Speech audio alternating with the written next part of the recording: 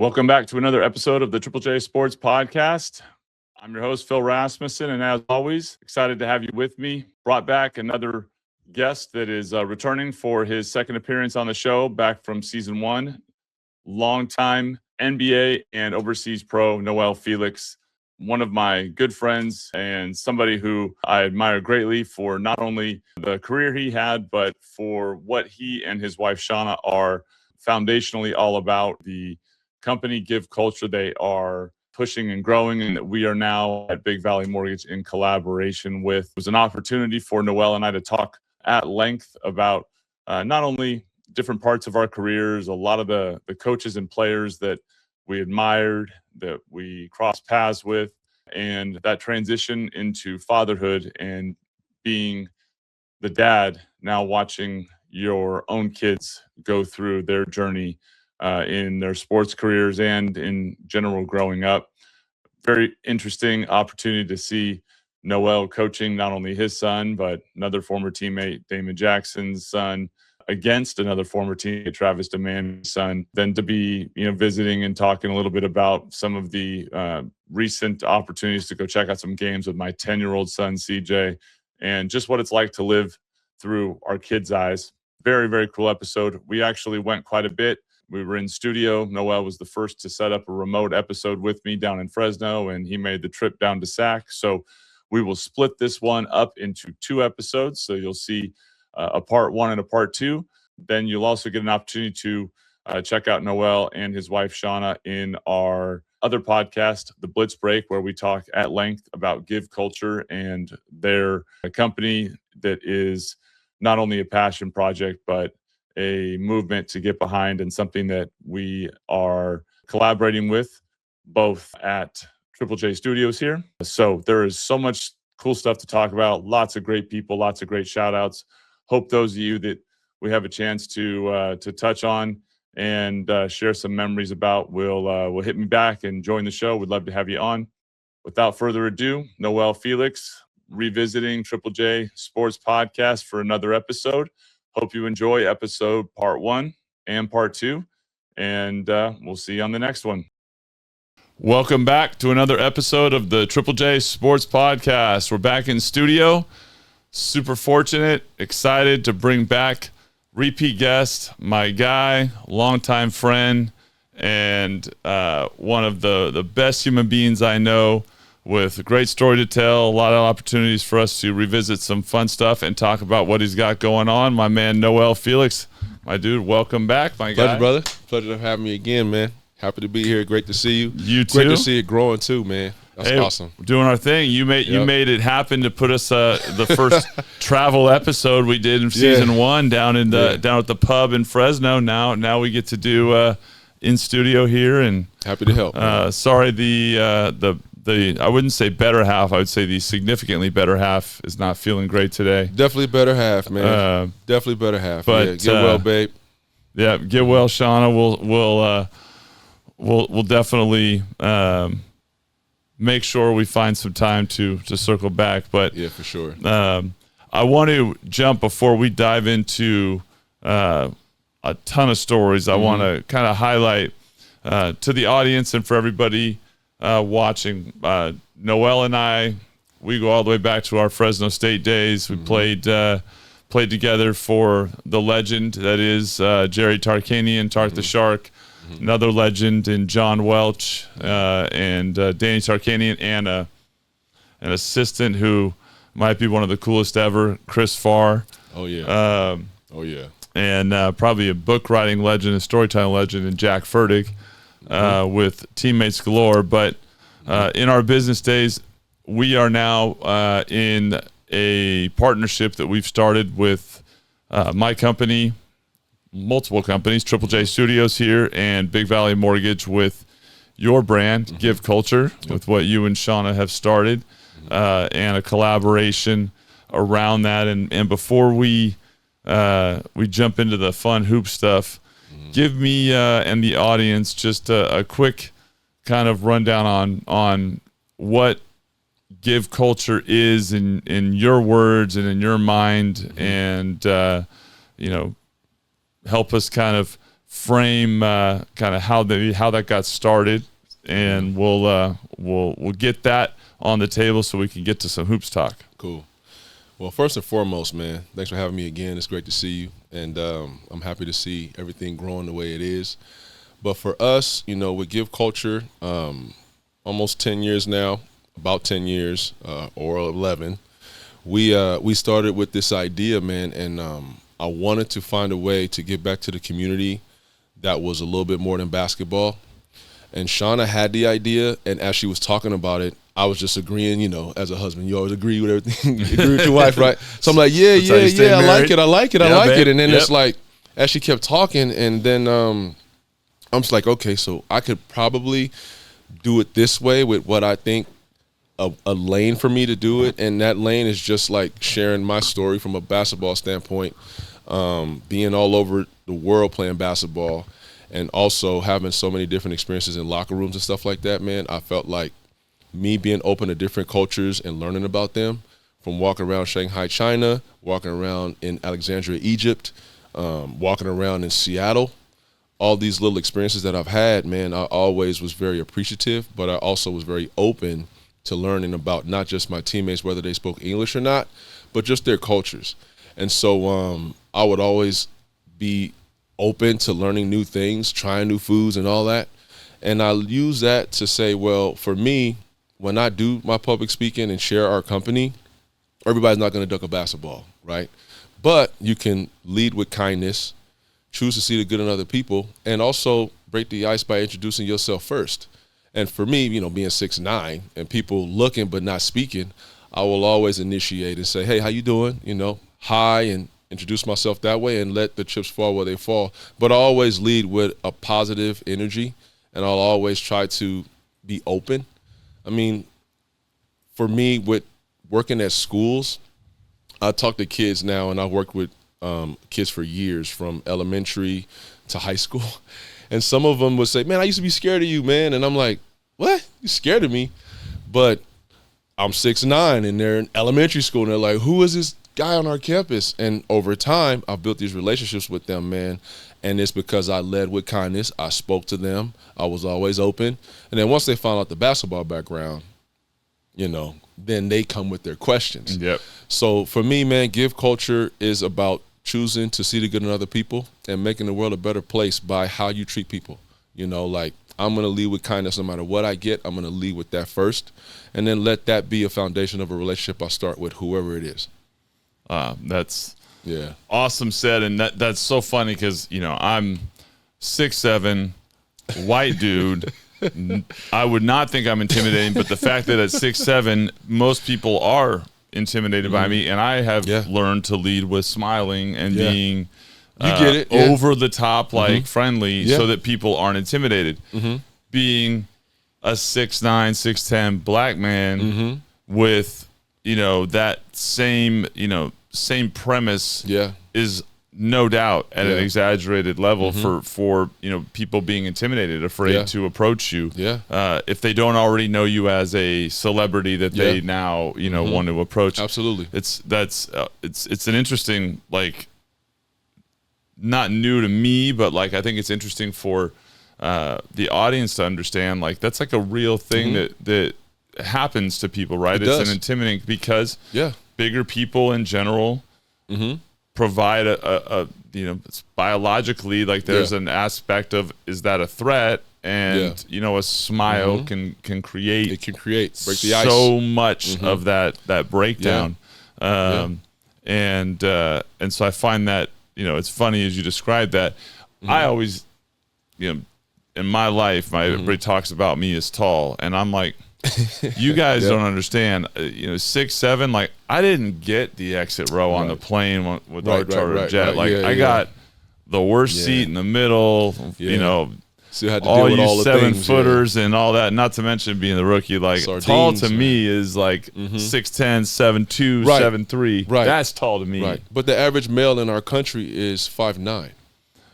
So if you think about it, it's like, I mean, and also, man, to add to what you're saying, like, with walking around in public, let's say we're in like San Diego Gaslamp, right, which is a military town. And so I'm walking around, let's say a guy who's had a little bit too much to drink comes up to me and I have on a shirt that says give hope or something, I have to be held accountable to what my shirt says. So even in reacting, you have to be smart and 10 steps ahead of that, you know, because as you get older, I mean, as I've gotten older, like you'll get people that are kind, and then you get people that's on the opposite side and they're just looking at you crazy and saying, rolling their eyes at you. And I can't let that impact my peace. So my shirt essentially holds me accountable to my behavior too, whether I say something or not. You know, and I've been in situations like that where I've had to have some restraint. I'll tell you a quick story. So I'm at a donut shop in LA, in East LA, and I stopped to get something to eat and I got something to drink. And a guy walked up to me and he had to be like, I would say 5'7", 5'8". But he clearly has some mental issues. One, because he walked up to me, and two, because of what he said. So I'm standing there and I'm getting ready to essentially pay for my food, and he stood up to me and he was like, you know, a little past my space, and he's like, what are you doing here? We don't like your kind. Get out of here. If I had a gun, I'd shoot you. He told me that. And I'm standing there and I look around. The cash register lady's so stunned, she's just sitting there looking at me like, and I'm looking around, I'm scouring the room. A lady and her son is sitting there frozen, like, what are you gonna do, right? Man, I looked at the cameras. I'm like, okay, if I do something, it's on camera.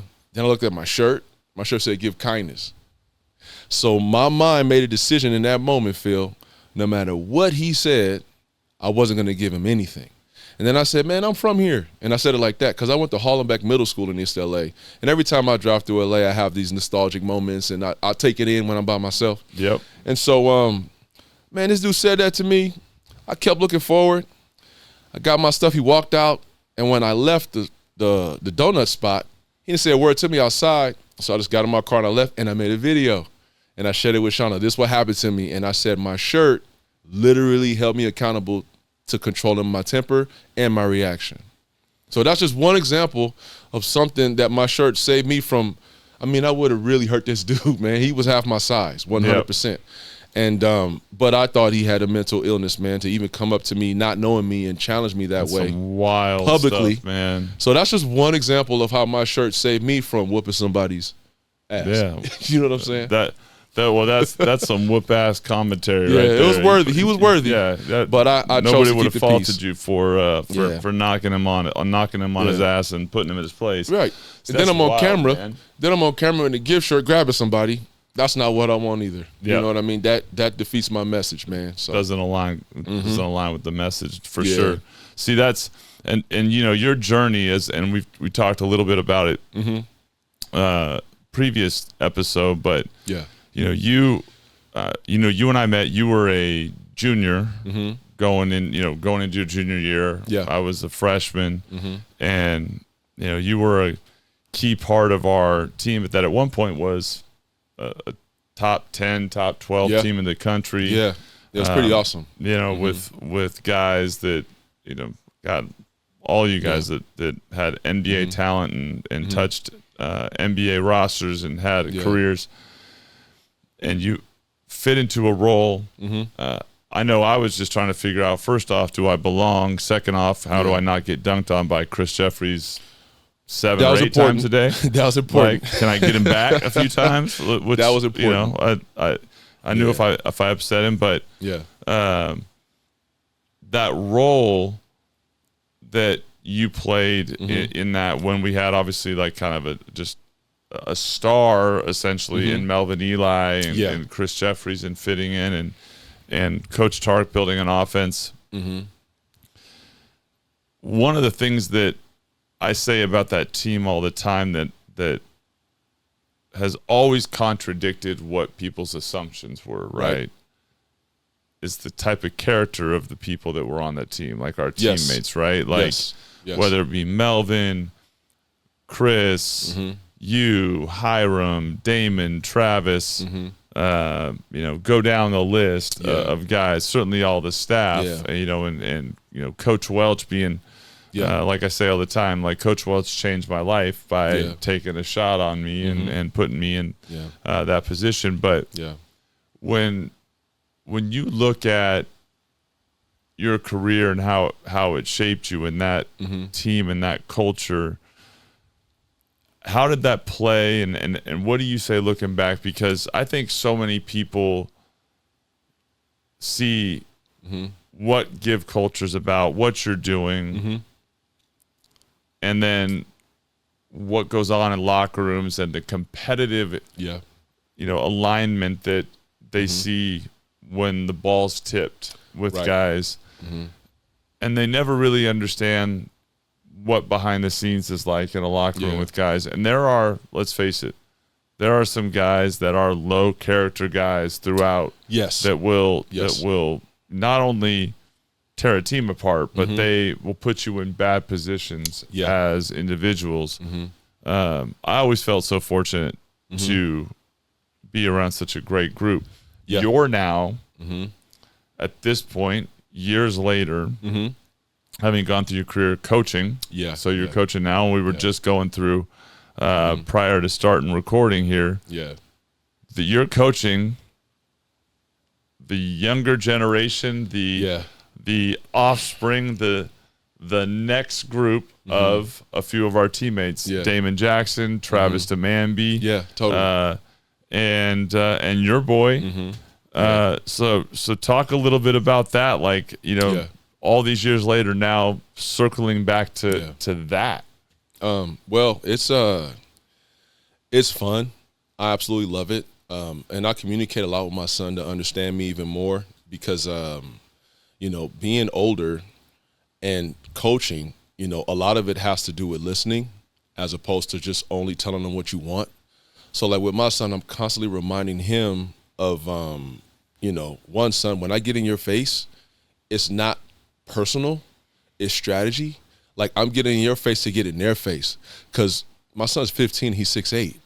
So like you show dominance, it will put fear in somebody. But if you show dominance and you're aggressive, that's a whole nother level. That's a young Kevin Garnett to me because, and I'm big on talking on defense with our team because like I watch Kevin Garnett yell, screen left, screen right. I'm like, you're very aware when you talk on defense. And humble brag in my case, man, I was blessed to get CBA Defensive Player of the Year. And a lot of that had to do with not one, being able to guard every position for a few seconds. Mike Brown, he was big on you have to guard a possession for 45 seconds at least when I was at camp with the Cavaliers. And that stuck with me. And the reason why I did is because, like, if you play with tenacity and you stand in front of your guy and have the mindset, you're not getting by me, then your teammates will load up and help you, but you have to have that mindset. So I try to teach my son that, but from the aggressive standpoint. Like, it's a will. Like, you're not getting by me. I will block that shot. And when you get that and that becomes contagious, then your teammates pick up on it. And now you guys are making a run on the defensive side alone. And so to me, I think coaching, when you have talent, because we have talent, it's just getting them to come together. And that's the fun part because, like, a lot of it, and you would understand this as a ball player as well, you always get those situations where you have a team where the roster and the names are good players. And then you're playing a team that is not as talented, but their structure, the way they move the ball, their patience will wear a team that has all the high-name players. They know how to play the game. It'll wear them down. So the challenge to get those guys to be good, it's rewarding when it clicks for them. Now, the problem with that is also you don't know the timing of when it clicks. It's just you have to say the same thing over and over and over and over and over. So when it get baked in, you start to see the results of you pouring into that player or that team. So that's what I like about coaching high school. I say this all the time with leadership and coaching, and I'm conditioned to it. My kids, my 10-year-old loves to make fun of me for making everything a lesson. My wife and daughter say I'm like the most. I'm a lecture king, man. I love. Like, here we go again. They roll their eyes at me as soon as well, you see. Yes. And then they like, here he come. Sit down. We left a movie with I think we watched like Aquaman 2, and I was like starting to tell my son a story, and he's like, seriously? You're going to turn Aquaman into a life lesson, Dad? Joking around with me, giving me a hard time. But and my wife and many will go like, man, you're so repetitive. And I'm like, well, the truth is, part of leadership is you say it so many times that it sinks in, because everybody hears it in different formats. You text it, email it, say it, you say it 50 times, and maybe it's the 48th time that it resonates. Right. That, you know, you have to be willing to be repetitive for messages to sink in. Yeah. And for there to be a separation of ideas versus core beliefs, right? Yes. And things that are repeated over and over become, by default, things that now are associated with, oh, this is a core belief system, not just a passing comment.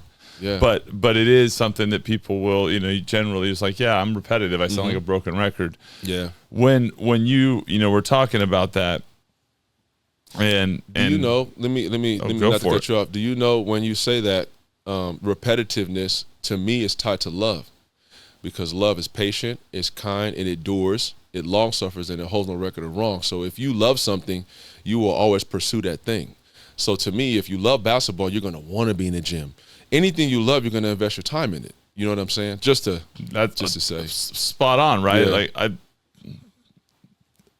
every single thing I say to my kids over and over is, dude, you got to find something that you love and that you want to do, whether or not mom and dad are around. That like you want to do, because you are here, and like in a space of, I have empty time and I don't know what to do. The first thing that comes to your mind is, I want to do this because I love it. Like when you find that thing, oh man, that is the greatest gift that, you know, God's given you, is this thing to push you. And it's also the thing that helps you make good decisions in life. You know, on the fork in the road. We, you know, just looking at, you know, teams, like, I think it's obviously cool you're coaching, you know, Trav's son, Dame's son, you know, and you know, stories.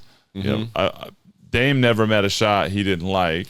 So no, he did not. So he did not, and he made a lot of them, which is something that he has to hang his hat on. That he made hang his hat on it. Yeah, I mean, I know I just told this story. He's got the legendary reputation of being the one to tell me, like, when he missed like 7 or 8 in a row. And like, I remember Chris Jeffries and I sitting over there, and Chris being like, oh man, like he's got to pass the ball. You know, Chris with the sarcasm, and me going over to Dame and being like, yo man, like swing the next one.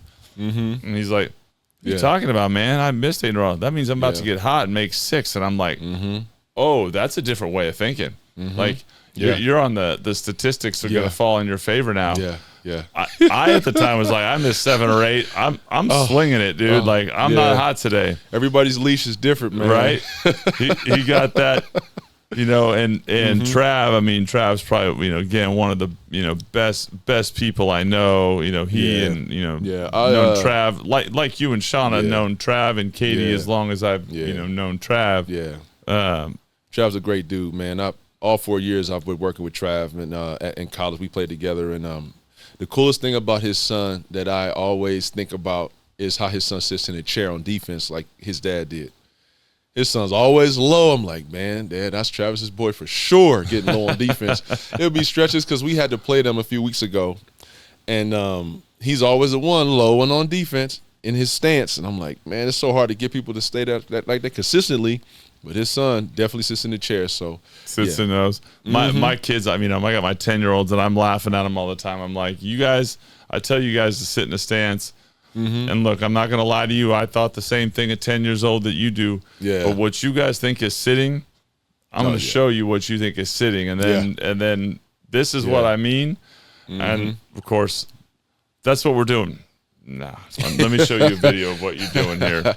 And you're not Dorothy. You're not clicking your heels. You know, you're not going to go to, you know, visit Toto in you know, the Wizard of Oz here. But you know, I think like there's so much fun in that with the kids. I think it's cool that you're getting to do that with your former teammates and that connection. Man. Like being in the gym, and like you got Damon up there with his kid, like pouring into his kid from the stands. You got Travis watching his boy. I'm coaching mine. All of those dynamics, man. It's like a since we've talked, it's like a whole new full circle. Because I wasn't coaching last time we got a chance to talk, and so like my son asked me personally, Dad, can you help out? And I said, well, who would turn down their kid asking them to coach? Right. So it was a no-brainer for me, man. And just the whole process of it, watching him grow, watching these players grow, you know, they're starting to see, good, bad, or ugly, that it's all mental anyway. You know, the sacrifices, to me, like with our team, going back to them being as talented as they are, it's not so much physicality and toughness. It's like being unselfish, talking on defense, good pass, swing, good shot, great shot. All those little things will make us hard to guard because we are good at every position. So, like, getting a team that's talented to figure that out, it takes time, but we don't know how long. You know what I mean? Like, we can always, you know, coming from a loss, right, we could say something along the lines of, like, man, it should look this way. When I did it, it was this way. But, again, we're in a whole different generation. Kids are they receive things differently. And I want to say they're not necessarily more sensitive. They just dwell on things a little longer because their level of toughness is not the level of toughness that we had to endure. You know, some kids deal with things that I wouldn't wish on them because working with kids, not just athletes. But from a team aspect, it's hard to get kids to respond when they deal with twice as much distractions as we've dealt with, all the way down to attention deficit disorders, with being in the phone, all that stuff. It translates on the court. What's the play? What's the play? You know what I mean? You have to do it 1,000 times for it to click. And to me, that's okay. We just got to meet them in the middle. Because guess what? When they sit in our seat, that younger generation is going to be different than they were. That's the truth. And I think that the quote, old heads that kind of get stuck, there's some lessons that are universal that translate, and then there's a recognition of how things have evolved. And and there's, you know, one of the things that was different, and obviously I talk about this a lot on the show with the transfer portal and NIL. People's options have changed, and when you have more options, the decision regarding, am I getting a fair shake? Right. And I need to work harder and get better so that I earn my spot, versus I'm not in the right spot where I'm going to be given the right opportunity, and I need to look to transfer. That decision is so much more complicated when you actually have options all over the place. It's not that complicated when it's kind of like, well, I really don't have a choice. Buck up, focus, gotta do it. lock in, get better, and earn your minutes, because that's my only option. And there's a benefit to that. At the same time, there's a lot of guys whose careers never panned out to the level that they could have because they were locked in programs with either coaches, coaching staffs, programs, offenses that did not suit them, and they had really no options. And so there really, to me, there's no one-size-fits-all answer, but I think it just presents a different set of challenges, right? And I think that's, you know, an important thing that whenever you're coaching is to recognize it's not right and wrong as much as it really is about relevance and understanding how to get fully educated with the current environment and then help kids. And, you know, universally, over and over, you know, I coached a couple of years at Chico State with Coach Klink, and had so much fun with it.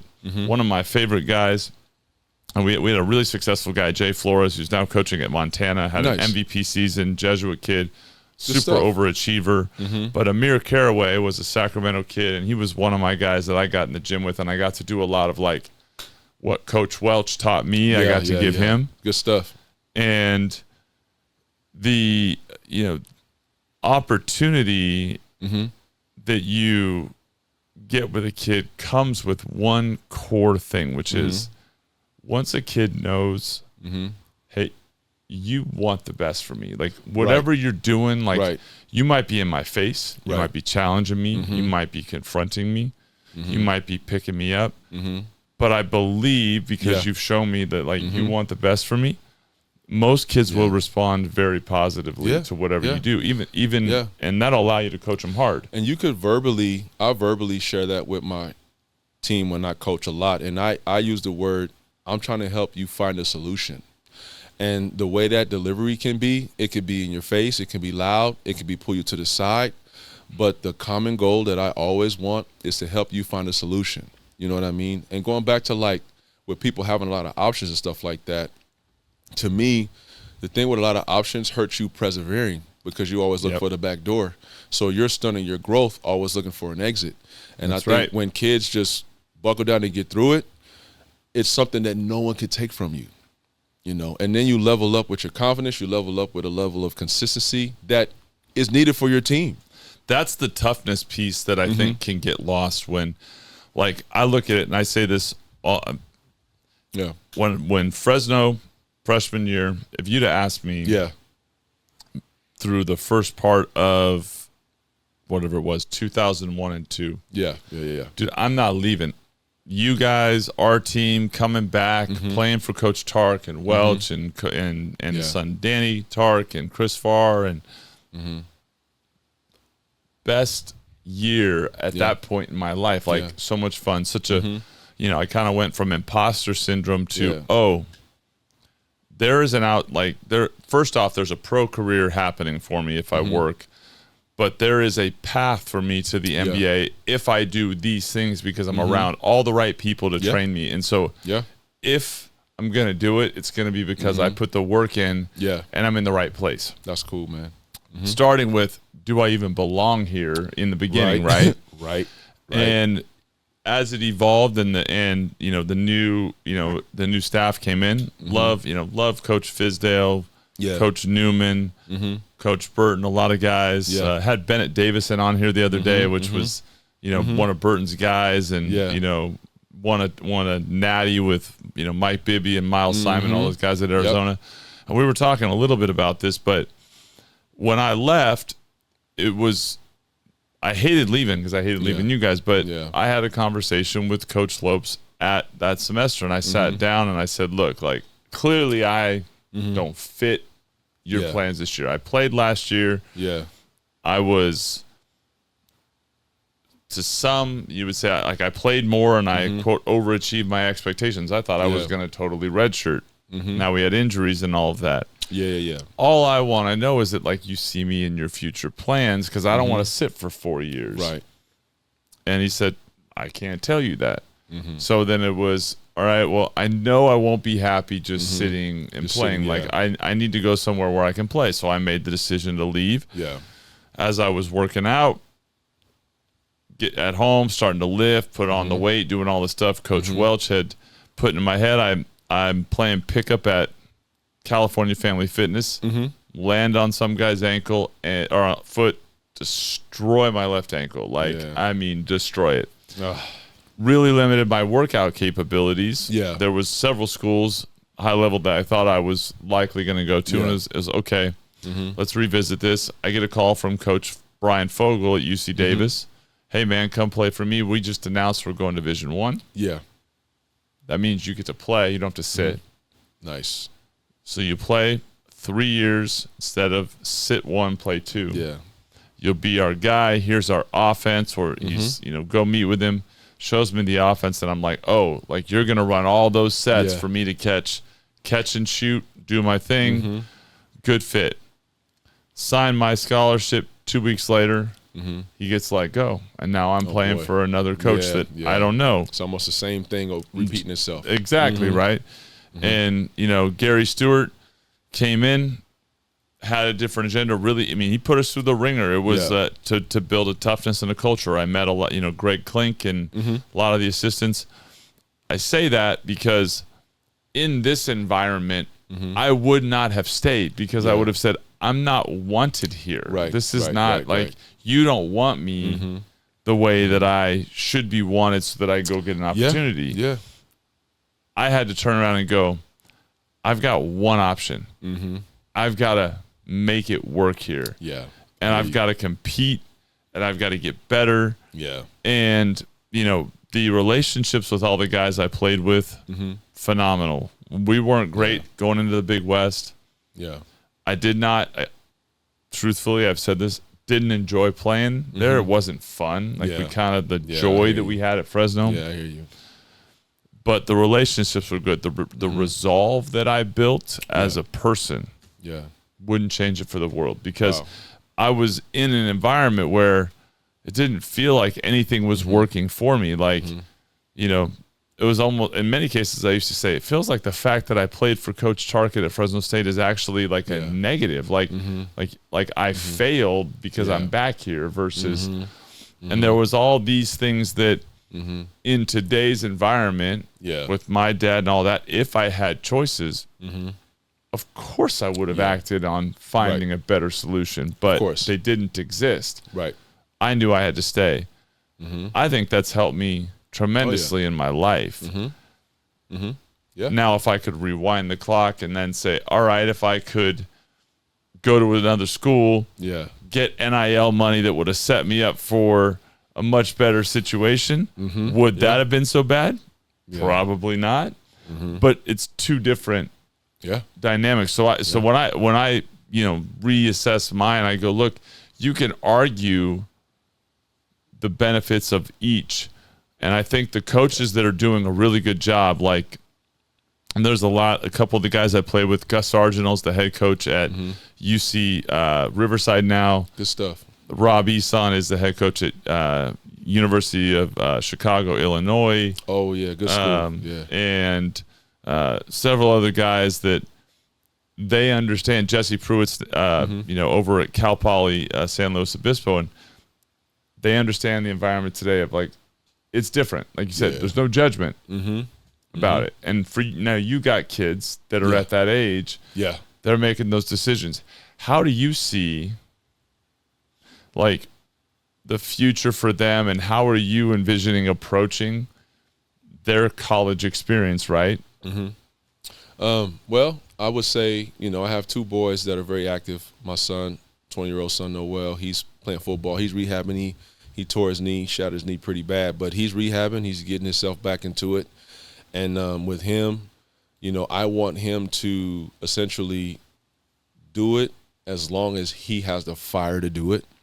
Because with injuries and stuff and him being in junior college, you know, that transition, he has some options. Some people are inquiring about him because he's very talented. But for me, with him, it's just health because, you know, that next step, college, is a whole different world. And maximize your eligibility. It's very important to do that because when you look back, you don't want to have anything like I should have, I could have. I wasted a year. Maximize it, you know, maximize it because, you know, one thing that we can both agree and attest to is that our bodies, how we feel now as opposed to how we felt then, Father Time is undefeated, man. Undefeated. So you got to make sure you maximize every single opportunity. Unless you're LeBron, and then you might that's the anomaly, man. He's an anomaly. And every now and then I think about it, like, you still playing, bro. Like, that's crazy. It's wild to think, like, you were teammates with him, right, in Cleveland, and you shared a lot, and we talked about that story. And you talked about the impact of how he treated you with who he was. But and we can kind of pivot and stay on both of these stories here, but it is mind-blowing that he is still playing. And it's a personal, like, goal. Like, if I want to be dad's, like, my son's hero, I'm going to get him a chance to meet and get an autograph from LeBron and Luka, right? Like, that would make me the greatest father on the planet to my son. But to put context to that, Michael Jordan was my hero growing up. Oh, yeah, like most of ours, right? For sure. He had his short window. To think that LeBron, who was coming into the league 20-plus years ago, is still my 10-year-old son's, like, favorite player is insanity when I think about longevity. Yeah, it's pretty amazing, man. And, you know, to echo that, like, when I was blessed to go to camp with the Cavaliers, you know, we spent a lot of time together because we left the country, went to China and did all these things. And, you know, I remember seeing his kid, babies and all that stuff. And now to break new mold of success, to play with your kid in a sport like Ken Griffey Jr. and his dad. Insane. Like, playing basketball, it's like when you're around long enough to see that and accomplish those kind of things, stuff that you wouldn't dream of, I think that's you know, everybody will have their opinion on LeBron and his successes, and also his shortcomings, right? But as a father, as a husband, at consistency, every single day bringing it, you know, one of the things that I always take about what LeBron says is every day. He says every single day. He says it every single day. He does it every single day. And I always would brag on him to say he was always better than advertised. And when I was there, it was 2007. So championships wasn't hung up yet. But at the same time, his athleticism, his skill set, and what he was able to do. Talking about Coach Welsh, I remember like picking his brain. What do you think about LeBron, man? He's like, man, some people didn't think he was his age, as good as he was. Like, he had to be older. But he was really that young, really that talented, that kind of generational athlete and superstar. I leave it there. You know, everything else that happened, his opinion and the world we live in now with people sharing things and it can get plastered, I'll take all that with a grain of salt. Because, like, at the end of the day, we know you because you put that ball in the basket. And you do that at a high level. Not only do you do it at a high level, you're doing it to the level where every time you score is added to a record. You can't take that from him. And that's something I will always respect, 100%. So shout out to him for still playing, still breaking the mold. But at the end of the day, when he hang it up, we will never, ever, ever see that again. You know, just like with Kobe, like, as good as Kobe was, there's some things Kobe did, man, that we will never see again. Going back and watching Kobe close games out the way he did, closest thing to Michael Jordan, was incredible to me, man. And, like, to be a basketball fan and to look up to these guys that I got a chance to share the court with, it's priceless to see them do what they did when they did it. You know, like, Michael Jordan's the greatest of all time because what he did and the volume he did it was insane. You know, I think David Stern chose to market him as the player, and he knocked it out the park over and over and over with the Olympics, with a three-peat, and then another three-peat, and then molding his game to be so polished and be good at every position and make reads. Like, that stuff is special. So with LeBron, with LeBron and his son and playing with his kid, like, I look at that all the time, like, wow. Especially having kids that play sports, it's like, I can't imagine what it'd be like sharing a locker room with my son.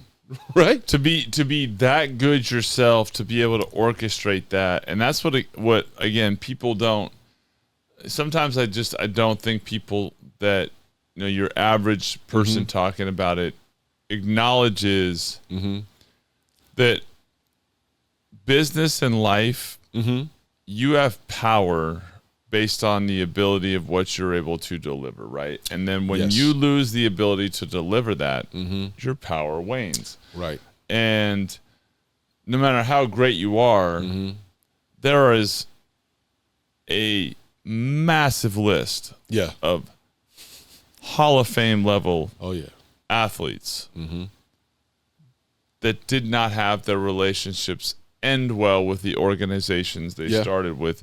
Because in the end, as their powers waned, that relationship shifted and they ended up going elsewhere. And most of them came back and, you know, you have the right ending. And LeBron has taken control of his career, but to have the level of performance that he's been at, I mean, at this age, to be able to influence that, like, you have to look and say, because we both know to be great at anything, you have to sacrifice other parts of your life. Yeah, you do. And those parts of your life that you have to sacrifice in a standard conversation, it's selfishness, right? Like, I'm doing this for me. No, I'm doing this to be great at this thing that provides this thing for our family. The bigger picture, and a bigger picture. But you by default have to be very selfish about your body, because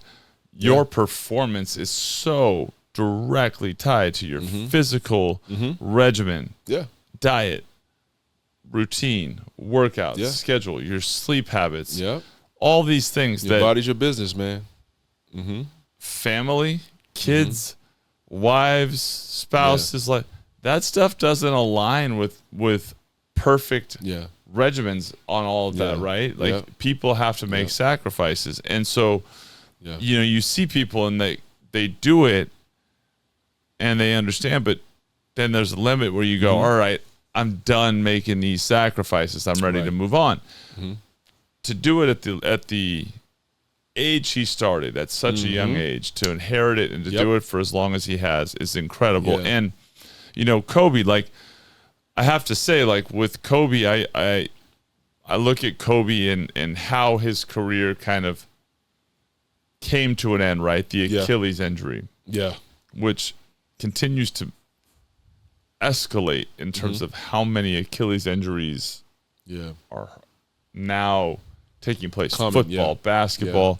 Yeah. And I brought this up with Albie and Connie. We were talking, like, what do we think it is? And a lot of it, that, you know, he thinks is just too many reps, too many games at a younger age. In that game, because it was against Houston where he tore his Achilles, if I can remember correctly, he was really pushing the envelope. And I saw him make a move in that game a few plays before he tore his Achilles going left off the top of the key. He did a move on the baseline where he tried to spin in the air, and he came down and he was all limping and gimpy. Just his, you know, the spirit is willing but the flesh is weak, right? He's pushing himself, and then it just fell off, right? But he was so locked in trying to win that game. I think that was why he had enough grit to make the free throws and walk off the court. Of course, and what he did was spectacular. And I for years when I would look at LeBron, I would go, like, he is a specimen, unmatched physically. He's strong as an ox too. And I always used to say, like, it's gonna be like a knee or an Achilles or a small, you know, joint tendon muscle thing that's gonna kind of derail his career because the rest of the body is just, you know, machine, like, man. He's a machine. What do you want to call it? What, like, he's a machine. You know, like Thor, right? Or like Zeus. Yeah. But to sustain it is incredible. And then, you know, the way that medical technologies come, like what Kevin Durant and Russell Westbrook and those guys have you know, gone through with knees and Achilles. I remember, you know, early in the Thunder run, and you and I were just talking about it, when Scott Brooks was here as an assistant for the Kings. He and my dad were like literally neighbors across my parents, and they became good friends. And so we would travel out to the Thunder games and watch Durant and Westbrook and Harden and that team on their runs that they were in. And it was an awesome experience for me and my younger brother and my dad to go meet, which I always was so impressed with the character of those guys. Like, I remember always, like, when Kevin Durant would come up and be, "How you doing, sir?" I'd be like, "Bro, don't call me sir." Like, I'm like, not like, you know, like. But Kevin Durant's another one, man. Just special to watch him. You know, I think he passed Wilt in points recently. Like, come on, man. Just off the charts, right? Wow. And I was always so grateful because Scott was so gracious, such a great person. Now, obviously, he's with LeBron, your former teammate, and it's kind of cool. He's with a local product who a really known major kind of sack hoops icon here, Gus Armstead, who's the workout guy. You know, Gabe Vincent's his guy, and Gabe made a great run in Miami, and he's been with the Lakers now. Struggled with some injuries, but knowing like Scott's with Luka and LeBron, I look and I just think, you know, the level of talent that you see, these guys put in sacrifices, and you know it. You were in those environments. You shared locker rooms, like you said. Absolutely, you shared a locker with LeBron across the way. What do you think differentiates the guys that have those careers that last 20 years and the guys that 3, 4, 5 years, the guys that have longer careers but don't change? Like, what are the things when you start getting to a certain level? You mentioned it earlier, it's mental, but there's physical ability, there's work ethic, there's the ability to be in the gym, work on your game and your craft. There's coaching and having the right coaches that teach you. Like I always felt, I learned more from Coach Welch in 1 year Oh yeah. physically on how to be a one-on-one player than I learned the rest of my career. Yeah. But like, Totally. what do you think differentiates guys who, you know, like you had your stints, you played overseas, you did your different. What's the difference? Because the talent physically and the gifts for so many are so close. Yeah, it is. It's a slight edge for sure. What I would say is every year finding a way to improve at something. Because when you find a way to improve at something every year, your value goes up. You know, I remember I worked out with the Phoenix Suns, and they let me go because they said I was a tweener. And at 6'8", I was probably like 240, something like that. Or even lighter than that. I wasn't even that heavy, maybe not. But I went from a tweener, gained a little bit more weight, maybe 10 more pounds, and they said I was versatile. And that was just putting more weight on my body, getting a little stronger, and that was my difference. My game didn't really change much. I just got stronger. And then as I got a little older, you know, I developed a more consistent jump shot and worked on my ball handle a little bit better, got a little tighter, you know, take care of the basketball. But then because my game, I like to face up as a power forward, once I learned how to be comfortable with the ball in my hands, then I became a better passer.